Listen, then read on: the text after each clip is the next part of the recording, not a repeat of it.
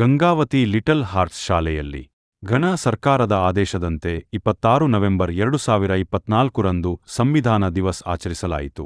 ಸಂವಿಧಾನ ದಿವಸ್ ಕಾರ್ಯಕ್ರಮವನ್ನು ಶಾಲೆಯ ಶಿಕ್ಷಕರಾದ ಶ್ರೀ ನೀಲ್ಕಂಠಪ್ಪರವರು ಸಂವಿಧಾನದ ಬಗ್ಗೆ ಮಕ್ಕಳಿಗೆ ತಿಳಿಸಿದರು. ರಾಷ್ಟ್ರ ಸಂವಿಧಾನಕ್ಕೆ ನೀನೆ ಶಿಲ್ಪಿಯು ದಾರಿದೀಪವು ನೀನೆ ಕಲಿಸಿಕೊಟ್ಟೆ ಸಮಾನತೆಯನು ಏಕತೆಯನು. ರಾಷ್ಟ್ರ ಸಂವಿಧಾನಕ್ಕೆ ನೀನೆ ಶಿಲ್ಪಿಯು ನೀನೆ ಕಲಿಸಿಕೊಟ್ಟೆ ಸಮಾನತೆಯನು. ನಿನ್ನ ಲೇಖ